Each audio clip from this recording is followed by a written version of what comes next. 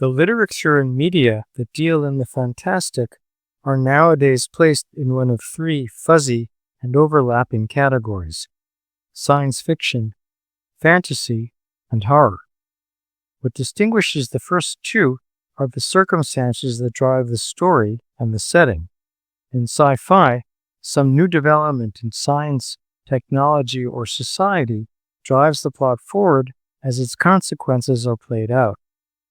The setting is a future in which such things could plausibly take place, or a present or even a past in which they have been introduced by wildcards like mad scientists or aliens. In fantasy, on the other hand, nothing needs to be new or unprecedented, since it relies on magic or on something like the Force, which might just as well be magic.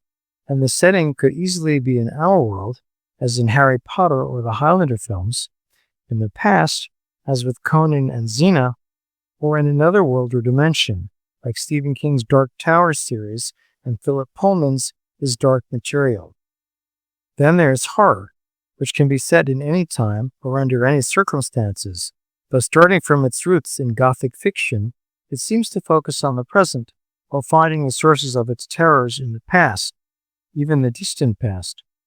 The origins of Dracula, for example, go back to the Middle Ages or even to Judas's betrayal of Jesus, while H.P. Lovecraft's awful gods are older than humanity itself. What sets Gothic fiction and horror in general apart is its atmosphere of fear and despair, which may or may not be found in science fiction or fantasy. The roots of these three genres go back to the 19th century, when they were much less distinct than they are today. One of the first authors of fantasy, William Morris, who invented many of its familiar tropes, wrote in one of his novels at the end of the 19th century about another world in which the hero, named Ralph, sets out on a journey through the Wood Perilous in search of the well at the world's end, and a maiden called the Lady of Abundance, with whom he has fallen in love even though they have never met. But Morris also wrote a novel called News from Nowhere, which, like the utopian books we looked at recently, Nowhere is a translation of Utopia, describes a future when the author's vision of an ideal society has finally been realized. A few decades earlier, starting in the 1860s, the Scottish writer George MacDonald wrote a number of fantasy novels, including Fantasies, in which the hero is a young man in Britain who is led by a fairy into fairyland, which he enters from his own home, like the children who would later on travel to Narnia. There he meets both good and evil trees, searches for the beautiful marble lady, who is a living statue, and encounters gnomes, giants, and Arthur's knight Percival. In the end, he returns home, and is told he was gone only a few weeks, even though for him a much longer time has passed. MacDonald also wrote original fairy tales of the sort Hans Christian Andersen was already famous for. The idea of the fairyland was a natural way for British writers to bridge a gap between fantasy and reality, which nowadays might call for other dimensions, since there was a long tradition in Britain's literature and culture of fairies and other creatures who lived in actual forests. Then there were the most famous of all British fantasies, Lewis Carroll's Alice in Wonderland and Through the Looking Glass, which were published in 1865 and 1871. Unlike MacDonald and Morris, Carroll's work was intended for children, so we might place him in the tradition of storytellers like Hans Christian Andersen. He was also writing a comic satire of his own society, whereas many of his contemporaries were romantics who favored melodrama and adventure, and his books were also among the first illustrated fantasies. Another early writer of fantasy was Lord Dunsany, who published in 1924 a novel called The King of Elfin's Daughter, about a young noble who marries an elf princess but leaves the human world to search for her when she decides to return to her father. The characters are humans, elves, trolls, and witches, and they practice medieval professions like blacksmithing, shepherding, and plowing. And as in the novels of Tolkien, the story is set in another world in which humans and other creatures live side by side. An even more immediate forerunner of Tolkien was the 1922 novel The Worm Ouroboros of E.R. Edison, about a war between the nations of Witchland and Demonland. The setting is a combination of the world portrayed in medieval romances and the mythology of the Norse sagas. One of the first American writers of fantasy was L. Frank Baum. After publishing a collection of Mother Goose stories in 1897, he began to write his Oz books. These too were meant for children, which may explain why the only device Dorothy needs to reach Oz is a tornado. There she goes on journeys and meets anthropomorphic creatures like the Tin Woodman and the Cowardly Lion, the Munchkins, who are like the elves or gnomes of German folk tales, and witches. Baum also wrote novels more in the spirit of the science fiction of the time, which was exemplified by the work of Jules Verne in France and H.G. Wells in England. His book, The Master Key, from 1901, is about a boy who accidentally uses experiments in electricity, which was a source of popular fascination at the time and was even being promoted as a cure for all sorts of ailments, to summon up what is essentially an electric genie, who then grants him wishes. These take the form of amazing machines, such as a wrist device that allows him to fly, a worldwide communicator, and food pills that nourish him for an entire day. But even setting aside the story of the genie, Baum makes no attempt to explain how they might work. So they are, in effect, magic dressed up as science. Even before Baum's time, books were being published in the U.S.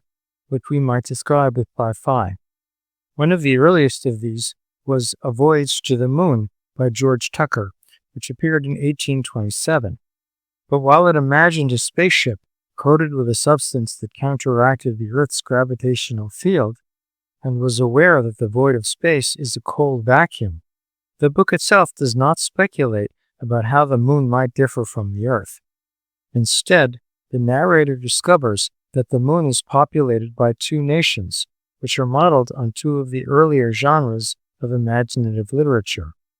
One of these genres satirized the behavior and belief of the author's contemporaries, as Jonathan Swift had done in Gulliver's Travels, and the other created utopias of the sort described in the 17th century by Sir Thomas More and Tommaso Campanella.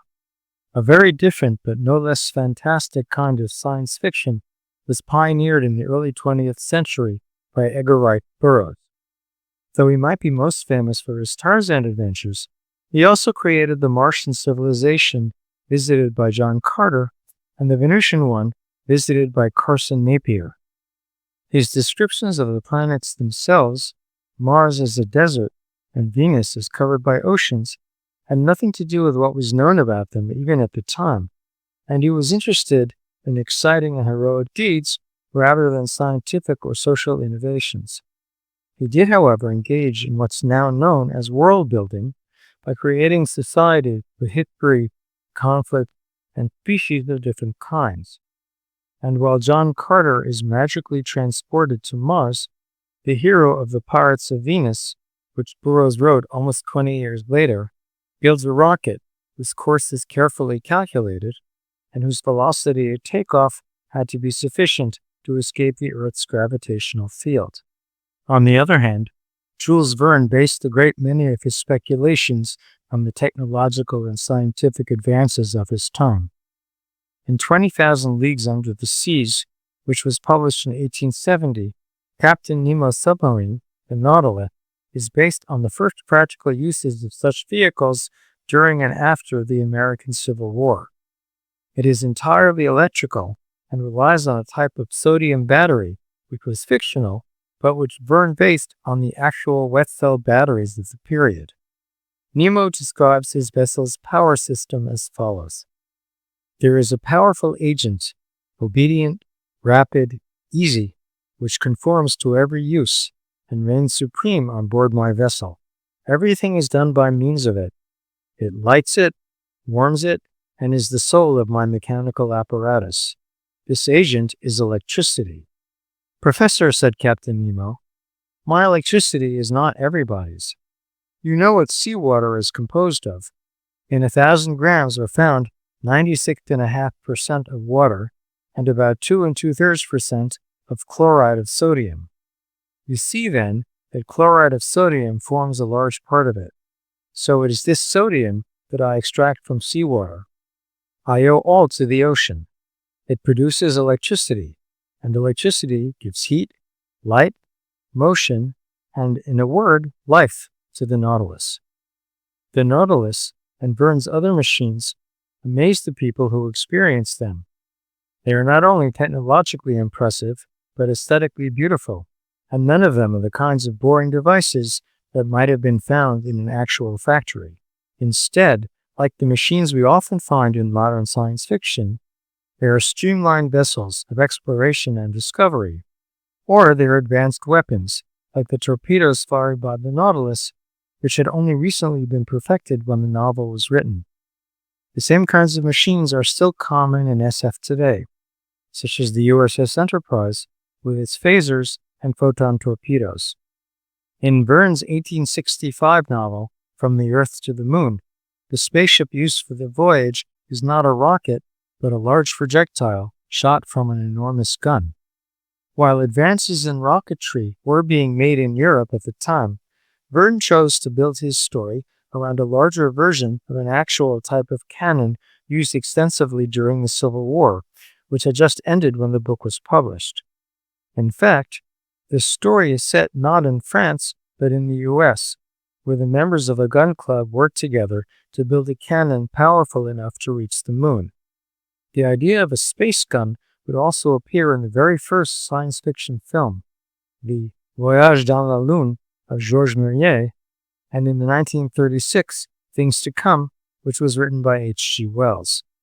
From the Earth to the Moon ends with a successful launch of the capsule, but a sequel, which describes how it orbits the moon and then falls back to Earth, includes a description of the dark side of the moon and its crater. It also mentioned the ideas of retro-rockets and Lagrange points, where the gravitational pulls of the Earth and the moon are balanced, a phenomenon first described in the 18th century. The two most revolutionary scientific discoveries of Verne's time, the theory of evolution on the one hand, and the great age of the Earth on the other, are both reflected in his journey to the center of the Earth.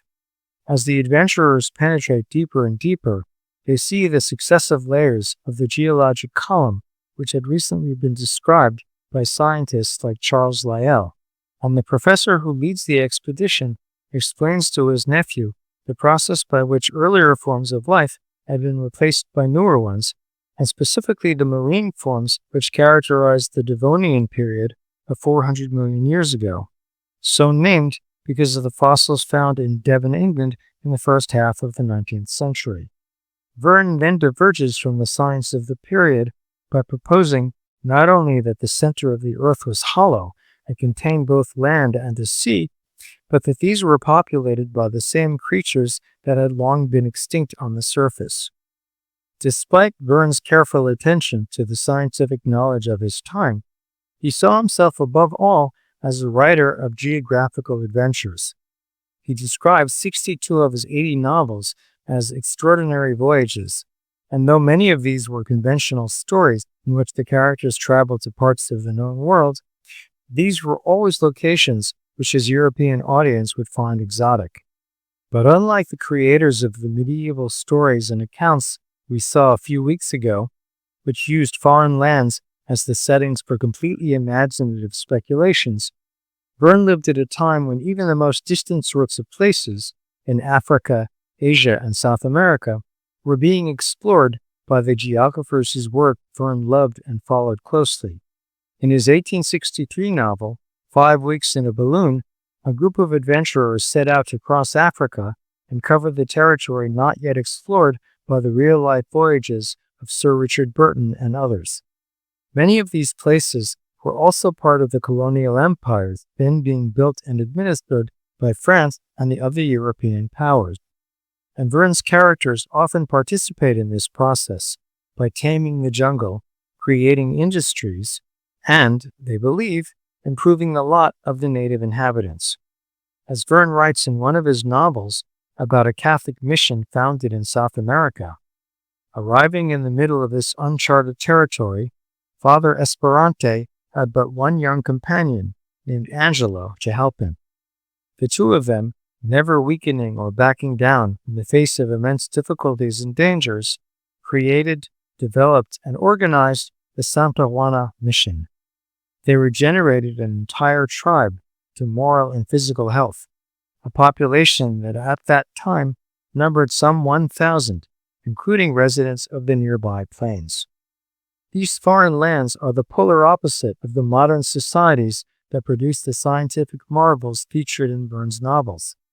In fact, when some of his traveling missions arrive in a non-Western country, they are not only admired, but worshipped by the natives as divine beings, as happens in 5 Weeks in a Balloon when the explorers come to a town in Africa.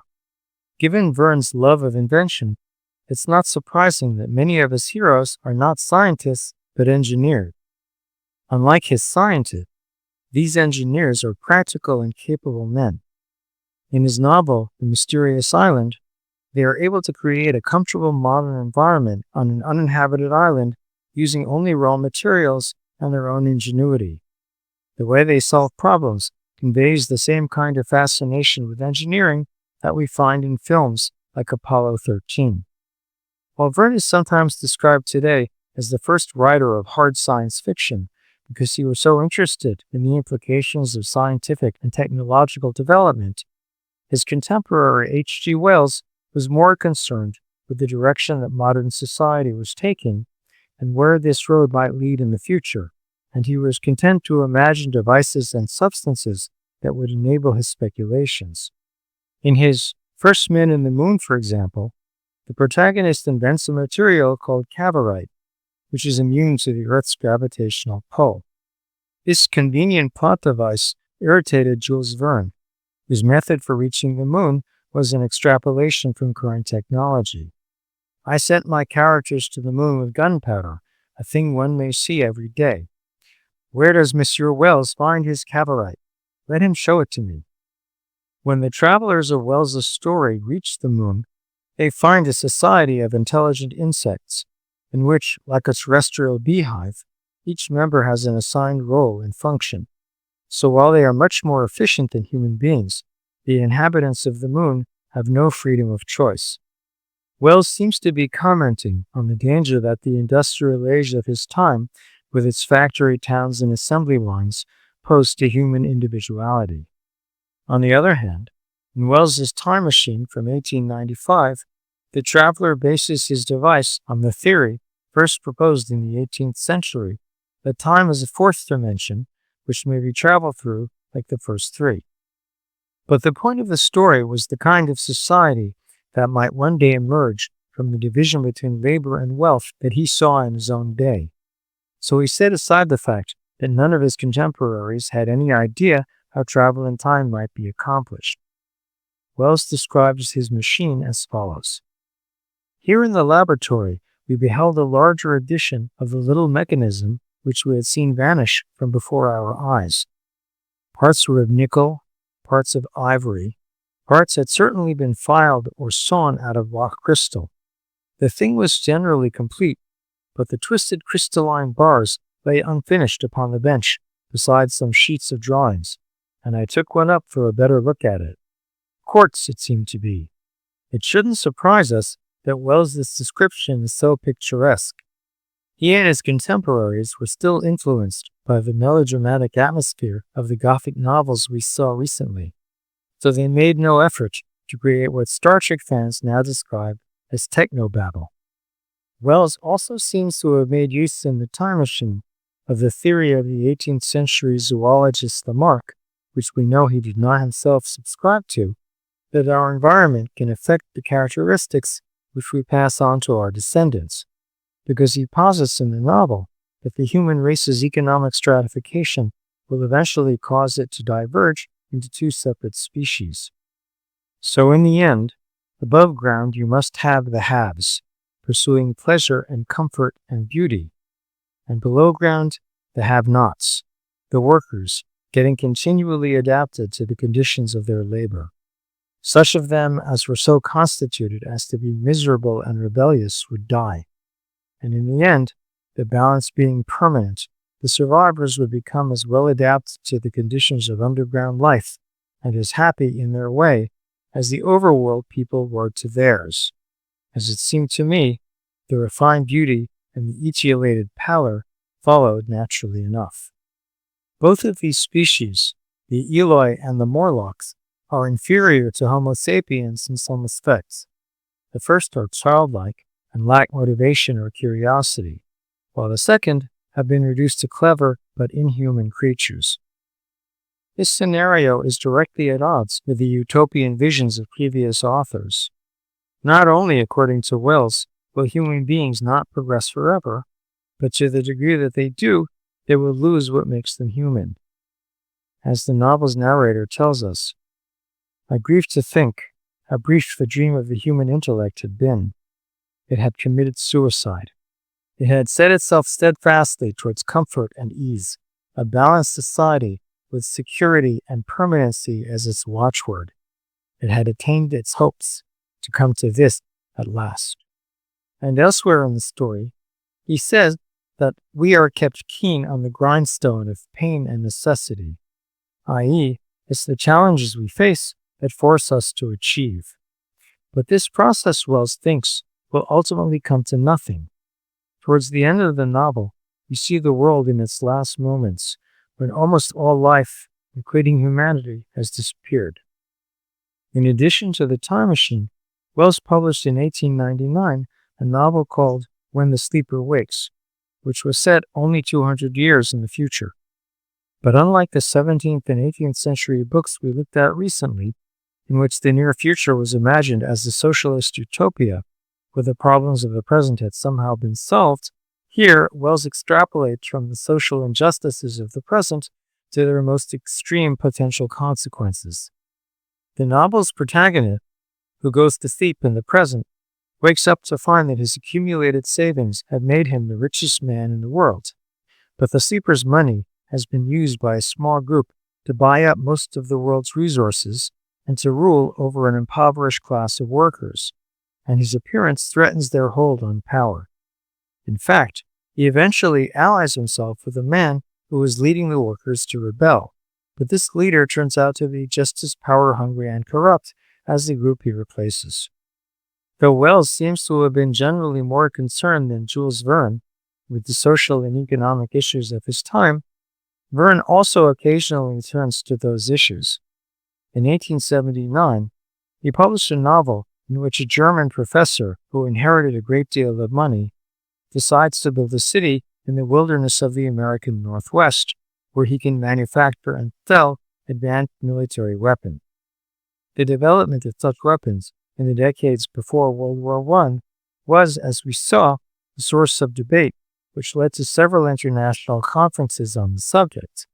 And in this case, the professor is making the world more dangerous for his own personal profit. We find a more optimistic approach to the future in Edward Bellamy's novel, Looking Backward, from 1888. Here he describes the U.S. in the year 2000, when all industry has been nationalized and workers are protected by laws that limit their work hours and provide them with free health care and food. But like Wells, Bellamy was extrapolating from the present, in the sense that the years before he wrote his book were marked by the beginnings of labor unions, worker strikes for better conditions, and financial crises that led to cuts in salary. And he was an advocate of the social and industrial reforms that were being proposed in Europe at the time. The interest in evolution and in the biological nature of human beings, which Wells shows in The Time Machine, is also present in his Island of Dr. Moreau. But while the doctor experiments on animals in order to make them more like human beings, Wells's description of his technique is vague. As with The Time Machine, there was nothing in current science on which Wells could base his idea, since the study of genes, on which modern fiction on this theme is based, was still in its infancy. But Wells was, in any case, more concerned with the ethics of experimenting on animals for the sake of gaining scientific knowledge, so his description of Moreau's method which involved transplanting tissues from other creatures and conditioning the behavior of his subjects, was sufficient to make his point. The book does seem to have been influenced by Wells's understanding of the ideas of Darwin, in the sense that Moreau's experiments are predicated on the idea that human beings are animals and are subject to the same biological principles. And the most human-like of the island's creature is an ape-man. In our next installment, we'll finish looking at H.G. Wells and other early writers of science fiction, and then go on to consider the first stirrings of what we now call horror. Please remember to like and subscribe.